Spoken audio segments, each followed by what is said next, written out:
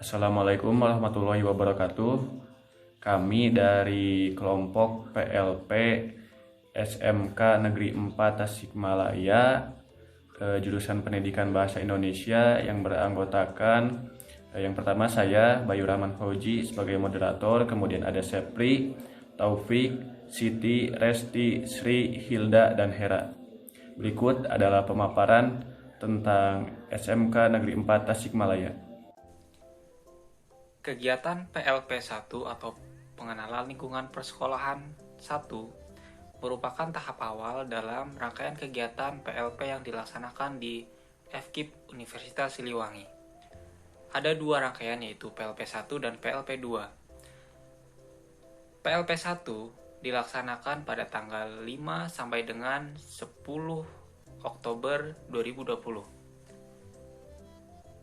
Kegiatan PLP 1 merupakan prasyarat untuk melaksanakan kegiatan PLP 2. Kegiatan PLP 1 lebih mengedepankan untuk pengenalan atau mengenal lebih jauh tentang apa yang ada di masing-masing sekolah yang ditempati oleh mahasiswa. Kegiatan PLP 1 atau secara umum kegiatan PLP tahun ini memiliki beberapa masalah atau kendala. Salah satunya adalah adaptasi bahwa kegiatan PLP kali ini dilaksanakan secara daring. Artinya, mahasiswa tidak dapat secara langsung untuk datang ke sekolah yang telah ditunjuk. Hal ini disebabkan oleh adanya pandemi COVID-19 yang tengah melanda di seluruh dunia. Namun, mahasiswa-mahasiswi yang ada di FKIP Unsil sangat kreatif. Tentunya didukung juga dengan program-program yang telah ditentukan oleh lembaga. Salah satunya adalah dengan membentuk kelompok-kelompok yang sesuai perjurusan dan juga kelompok-kelompok besar yang memiliki anggota dari berbagai macam jurusan yang ada di FKIP. Kemudian, perwakilan dari tiap-tiap kelompok itu datang ke sekolah untuk meminta data-data ataupun hal-hal yang diperlukan dalam kegiatan PLP tersebut. Alhamdulillah, dalam kegiatan ini berjalan dengan baik sehingga ada informasi-informasi yang dapat kami terima untuk kegiatan PLP. PLP ini memiliki manfaat yang banyak, khususnya PLP 1 memiliki manfaat agar mahasiswa dapat mengetahui dan juga mengenal hal-hal ataupun kultur yang ada di sekolah. Untuk keterangan lebih jelasnya nanti akan dijelaskan oleh teman saya. Terima kasih. Sejarah berdirinya SMK Negeri 4 Tasikmalaya. Sejalan dengan program pemerintah, akhirnya pemerataan akses ditambah. Keinginan masyarakat untuk memiliki lembaga yang bisa menampung lulusan SLTP setempat akhirnya menarik perhatian pemerintah. Para tokoh masyarakat, unsur pejabat kota setempat akhirnya mengusulkan kepada pihak pemerintah Kota Tasikmalaya dan juga Provinsi Jawa Barat untuk mendirikan sebuah SMK di Kecamatan Purbaratu. Setelah melalui pengajuan yang cukup panjang dari berbagai pihak, khususnya Dinas Pendidikan Kota Tasikmalaya, akhirnya pada tahun 2010-2011 SMK 4 Tasikmalaya mulai berdiri. Pada saat itu, SMK Negeri 4 Tasikmalaya baru membuka satu jurusan, satu kompetensi, yaitu keahlian di teknik komputer dan jaringan. Dengan jumlah pendaftar pada saat itu berjumlah 44 orang. Pada awalnya sekolah ini memilih ruangan di SMP Negeri 17 sebagai ruang belajar mereka, dengan induknya yaitu di SMK Negeri 2 Tasikmalaya. Untuk tenaga pendidik dan juga tenaga kependidikan lainnya masih dibantu oleh dua sekolah ini. Lalu pada tahun 2012, akhirnya surat izin pendirian berdasarkan keputusan Kepala BPPT, yaitu Badan Pelayanan Perizinan Terpadu Kota Tasikmalaya, tanggal 6 Februari 2012. Mereka resmi dinyatakan berdiri sendiri. Assalamualaikum warahmatullahi wabarakatuh. Saya Siti Jamilah, NPM 1721211014. Saya akan menjelaskan tentang visi, misi, tujuan, dan sasaran sekolah SMK Negeri 4 Kota Tasikmalaya.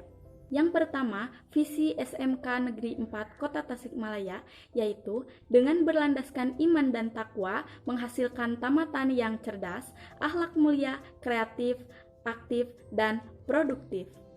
Yang kedua, misi SMK Negeri 4 Kota Tasikmalaya yaitu pertama, mengembangkan kecerdasan peserta didik agar berprestasi, beriman dan bertakwa kepada Tuhan Yang Maha Esa, berakhlak mulia, berkarakter, berwawasan kebangsaan, dan berjiwa berentrepreneur serta peduli lingkungan.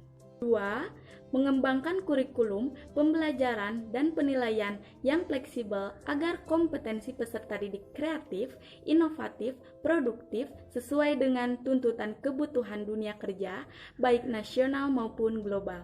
3. Mengembangkan sarana dan prasarana sumber belajar dan lingkungan sekolah yang menyenangkan, bersih dan hijau sebagai wadah menumbuh kembangkan daya kreasi dan inovasi untuk produk teknologi tepat guna.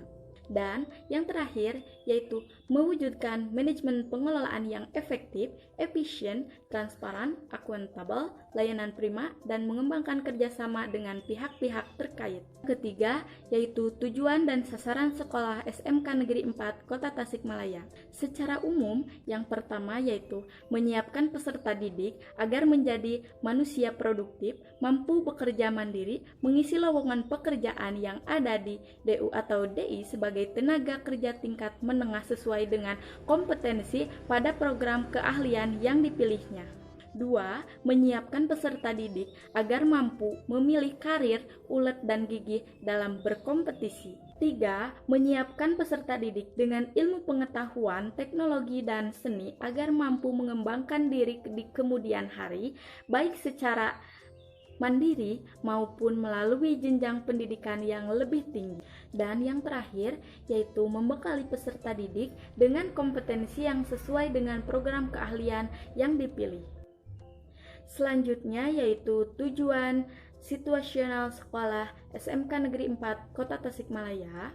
Dalam kurun waktu 4 tahun ke depan, tahun 2018-2019, tujuan yang akan dicapai oleh sekolah antara lain, pertama, sekolah meraih prestasi pencapaian nilai rata-rata UN dan indeks integritas di atas rata-rata nasional. Yang kedua, sekolah meraih prestasi akademik dan non-akademik minimal juara 1 tingkat Provinsi Jawa Barat dan nasional. 3. Sekolah melaksanakan program menumbuh kembangkan budi pekerti dan akhlak mulia melalui pendidikan karakter pada kegiatan ekstrakurikuler dan non-kurikuler. 4. Sekolah menghasilkan tamatan yang siap bekerja. Yang kelima, sekolah mengimplementasikan kurikulum 2013 untuk seluruh tingkat. 6. Sekolah memiliki atau mencapai standar isi dan lengkapnya. 7. Sekolah mencapai atau memiliki standar proses pembelajaran. 8. Sekolah memiliki atau mencapai standar pendidik dan tenaga kependidikan. 9. Sekolah memiliki atau mencapai standar sarana dan prasarana atau fasilitas sekolah. 10. Sekolah mengimplementasikan dan meraih sertifikat sistem manajemen mutu ISO 9001-2008. 11. Semua kompetensi keahlian telah berakreditasi dengan nilai A. 12. Sekolah mencapai unit kerja Career Center. Terakhir, sekolah memiliki kesempatan kemitraan dengan DUDI dalam rangka mengembangkan Teaching Factory dan Technopark. Sekian pemaparan dari saya tentang visi, misi, tujuan, dan sasaran sekolah SMK Negeri 4 Kota Tasikmalaya. Terima kasih. Wassalamualaikum warahmatullahi wabarakatuh. Perkenalkan, nama saya Resti Amalia dengan NPM 1721211020 akan menjelaskan mengenai struktur organisasi dan kurikulum SMK Negeri 4 Tasikmalaya. Yang pertama, ada struktur organisasi sekolah. Kepala sekolahnya yaitu Ibu Didah S. Sukanda. Kemudian ada kepala komite yaitu Pak Abun Sulaiman. Kemudian ada kepala subbagian tata usaha yaitu Pak Yaman Suryaman. Kemudian ada wakasek kurikulum yaitu Pak Saipudin. Kemudian ada wakasek kesiswaan yaitu Pak Aceng Saripudin. Kemudian ada wakasek sarana dan prasarana yaitu Pak Kusnaedi. Kemudian ada wakasek hubungan masyarakat yaitu Pak Isep Wartiman. Kemudian ada kepala program teknik komputer dan informatika yaitu Pak Deni Ridwan. Kemudian ada kepala bengkel TKJ yaitu Pak Ana Maulana. Kemudian ada kepala bengkel RPL yaitu Pak Muhammad Hilmi. Nah, kemudian ada kepala teknik otomotif yaitu Pak Tri Wahyuni, dan kepala bengkelnya pun oleh Pak Tri Wahyuni. Kemudian ada kepala perpustakaan yaitu Ibu Epi Puspitasari. Kemudian ada tenaga perpustakaan yaitu Ibu Elis Hernaelis. Kemudian yang terakhir ada koordinator BP atau BK yaitu Ibu Siva Utami. Kemudian ada struktur organisasi komite. Kepala sekolah yaitu Ibu Didah S. Sukanda. Kemudian kepala komitenya itu Pak Abun Sulaiman. Kemudian ada wakil komite yaitu Pak Ubun Bunyamin. Kemudian ada sekretaris yaitu Pak Saipul Hanan. Kemudian ada bendahara yaitu Ibu Hajah Dedeh Dahlian. Kemudian ada seksi bidang usaha penggalian dana dan sumber daya sekolah yaitu Ibu Nurlela. Kemudian yang kedua ada seksi bidang pengelolaan dana masyarakat yaitu Ibu Rina Herlina. Kemudian yang ketiga ada seksi bidang pengendalian kualitas pelayanan pendidikan yaitu oleh Bapak Muhammad Dani. Kemudian yang keempat ada seksi bidang sarana dan prasarana yaitu Bapak Witi Nugraha. Kemudian yang kelima yaitu seksi bidang jaringan kerjasama dan sistem informasi yaitu Bapak Idham Fitriadi. Kemudian lanjut pada kurikulum yang ada di SMK Negeri 4 Tasikmalaya. SMK Negeri 4 Tasikmalaya itu mempunyai dua program keahlian. Yang pertama ada teknik komputer dan informatika, kemudian yang kedua ada teknik otomotif. Teknik komputer dan informatika itu memiliki dua kompetensi keahlian. Yang pertama ada teknik komputer dan jaringan, yaitu mempelajari terkait kemampuan algoritma dan pemrograman komputer. Kemudian ada perakitan komputer, perakitan jaringan komputer, pengoperasian perangkat lunak dan internet.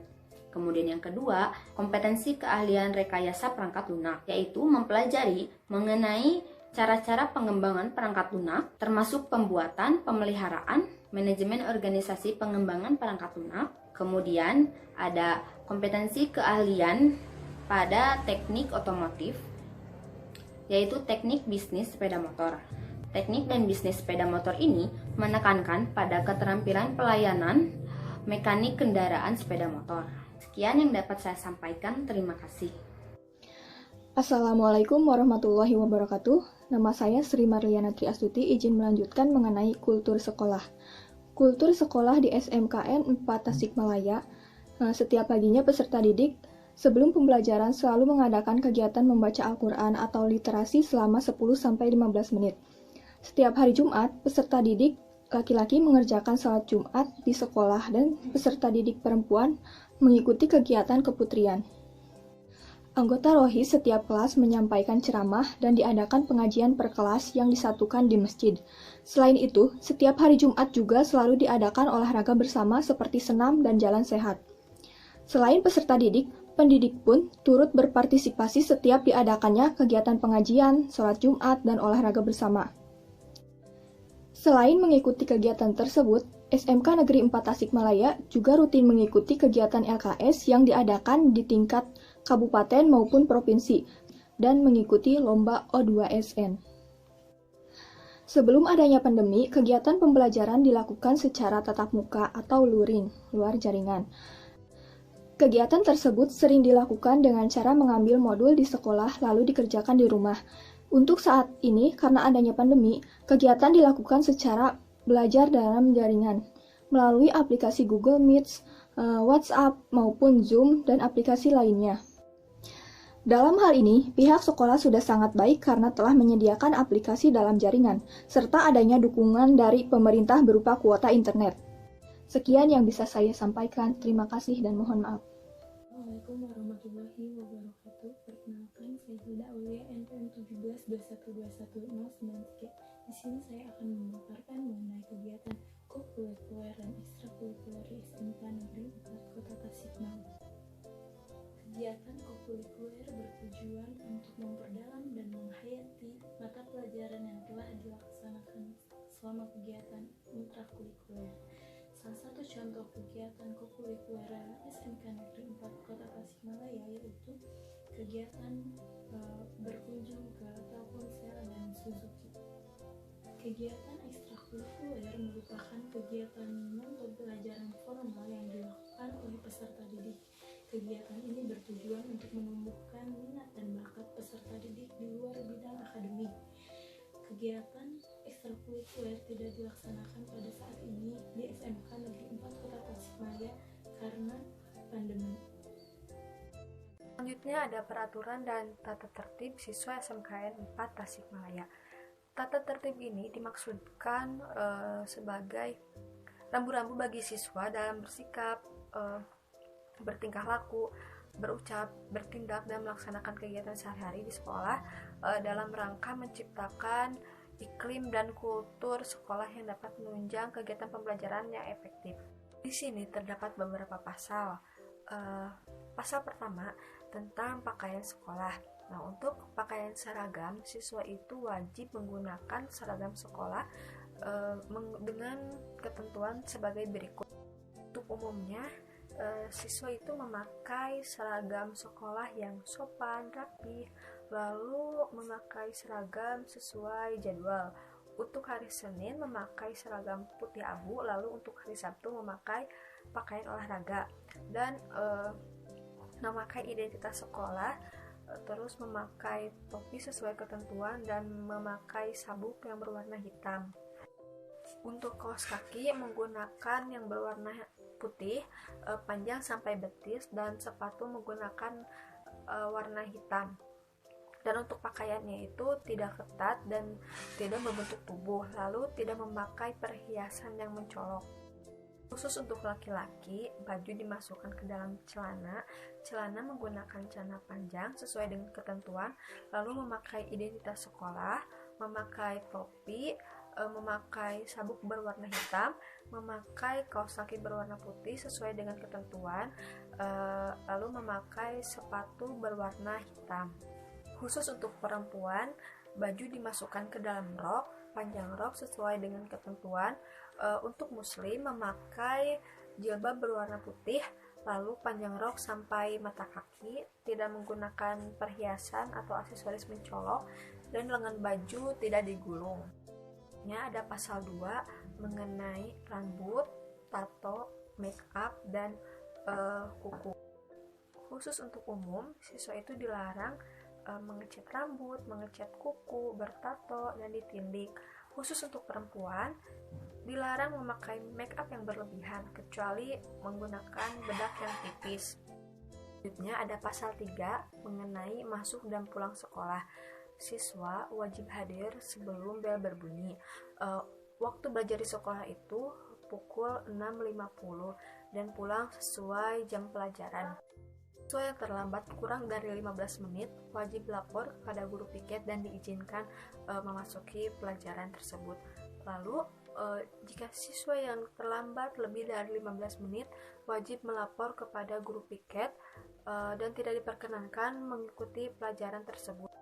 Lalu, selama pelajaran berlangsung, siswa tetap berada di dalam kelas. Siswa diwajibkan meninggalkan sekolah dan menuju ke rumah masing-masing, kecuali untuk siswa yang mengikuti kegiatan sekolah atau ekstrakurikuler. Pada waktu pulang, siswa dilarang duduk-duduk di tepi jalan atau di tempat-tempat tertentu. Untuk siswa yang meninggalkan sekolah karena sakit, wajib melaporkan kepada guru piket. Lalu, siswa tidak diizinkan keluar dari lingkungan sekolah tanpa izin dari guru piket. Ada pasal 4 mengenai keterlambatan dan ketidakhadiran. Siswa yang terlambat, bila guru sudah masuk kelas, harus meminta surat izin kepada petugas piket untuk memasuki jam pelajaran tersebut. Siswa yang sakit sakit wajib melaporkan surat keterangan sakit dari dokter atau orang tua atau wali. Lalu yang terakhir, untuk permohonan izin tidak masuk sekolah disampaikan oleh orang tua minimal 1 minggu sebelumnya. Ada pasal 5 tentang kebersihan, ketertiban, dan kedisiplinan. Tiap kelas dibentuk tim piket untuk menjaga kebersihan dan ketertiban. Setiap tim piket kelas hendaknya memelihara kelas seperti menyiapkan penghapus, penggaris, spidol, menghapus papan tulis, menyiapkan sapu ijuk, taplak meja, dan tempat sampah. Tim piket kelas itu mempunyai tugas membersihkan dinding, membersihkan lantai, serta perapihan bangku-bangku dan meja sebelum jam pelajaran dimulai. Membersihkan sarana dan prasarana pembelajaran, misalnya mengambil spidol, menghapus papan tulis. Lalu memasang taplak meja serta hiasan bunga, serta melaporkan kepada guru piket mengenai pelanggaran-pelanggaran di dalam kelas. Selanjutnya ada pasal 6 mengenai sopan santun dan pergaulan. Yang pertama, mengucapkan salam kepada teman, kepala sekolah, guru, dan petugas sekolah apabila berpapasan dan bertemu. Yang kedua, menghormati sesama siswa dan menghargai perbedaan agama yang dianut.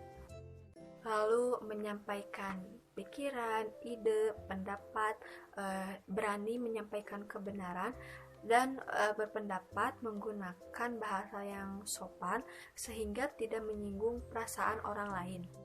Selanjutnya ada pasal 7 mengenai kegiatan keagamaan. Yang pertama, siswa wajib melaksanakan ibadah sesuai dengan agama yang dianut. Yang kedua, siswa wajib melaksanakan kegiatan keagamaan yang diselenggarakan oleh sekolah sesuai dengan agama yang dianut. Selanjutnya ada pasal 8 mengenai larangan-larangan. Di dalam pasal 8 ini, siswa dilarang merokok, meminum miras, memakai narkoba, mengedarkan narkoba, berbicara kotor, berkelahi, dan dilarang mencoret-coret dinding. Selanjutnya ada pasal 9 mengenai penjelasan tambahan. Pertama, rambut siswa dinyatakan panjang jika rambut belakang melewati kerah baju dan jika disisir ke arah depan melewati alis mata. Lalu pemanggilan orang tua tidak dapat diwakilkan. Lalu ada pelanggaran dan sanksi. Siswa yang melakukan pelanggaran terhadap ketentuan yang tercantum dalam tata tertib akan diberikan sanksi sebagai berikut. Yang pertama, ada teguran, lalu penugasan, pemanggilan orang tua, dan dikeluarkan dari sekolah. Untuk pelanggaran terlambat datang ke sekolah akan diberikan sanksi, diberi tugas dari piket selama jam pelajaran. Untuk pelanggaran keluar kelas pada waktu pergantian jam pelajaran akan diberikan sanksi berupa teguran oleh guru yang sedang mengajar pada saat itu dan diperingatan wali kelas. Lalu untuk pelanggaran membolos, tidak memasuki kelas, akan diberikan sanksi berupa dipanggil orang tua yang bersangkutan. Untuk pelanggaran berjudi akan diberikan sanksi dikeluarkan dari sekolah. Yang terakhir yaitu sarana dan prasarana di SMK Negeri 4 Tasikmalaya. Di SMK 4 Tasikmalaya ini memiliki lahan dan bangunan cukup luas, yaitu 13,229 meter. Nah, sedangkan status kepemilikan lahan tersebut yaitu milik pemerintah. Lahan tersebut juga sudah bersertifikat kepemilikan dan memiliki izin pembangunan. Nah, SMK Negeri 4 Tasikmalaya ini kondisi keamanan lahannya itu terhindar dari gangguan-gangguan seperti pencemaran air, pencemaran udara, dan juga kebisingan. Karena lokasi SMK Negeri 4 Tasikmalaya ini cukup strategis karena sedikit jauh dari pusat kota. Selanjutnya yaitu ruang pembelajaran. Nah, di SMK Negeri 4 Tasikmalaya ini memiliki 3 jenis ruang pembelajaran, yaitu ruang pembelajaran umum, ruang penunjang, dan ruang pembelajaran khusus. Nah, di ruang pembelajaran umum ini terdiri dari ruang kelas dan ruang perpustakaan. Ruang kelas di SMK Negeri 4 Tasikmalaya ini ada 23 ruang kelas dengan masing-masing ruang kelas tersebut luas 72 meter dan ruang perpustakaannya itu 1 dengan luas 120 meter. Nah, kemudian ada ruang penunjang seperti ruang pimpinan 1, ruang guru 1, ruang tata usaha 1, tempat ibadah 1 dengan luas 390 meter, ruang konselingnya 1, ruang UKS 1, ruang OSIS 1, jambannya 15 dengan masing-masing jamban tersebut memiliki luas 3 meter, gudang 2, dan ruang sirkulasi, ruang bermain atau tempat berolahraga ada 3, kemudian ada teknopark 1, kantin ada 4, dan tempat parkir guru 1. Nah, selain ruang umum dan ruang penunjang, ada juga ruang pembelajaran khusus, yaitu seperti ruang praktik TBSM 1, ruang praktik TKJ 1, dan ruang praktik RPL-nya 1.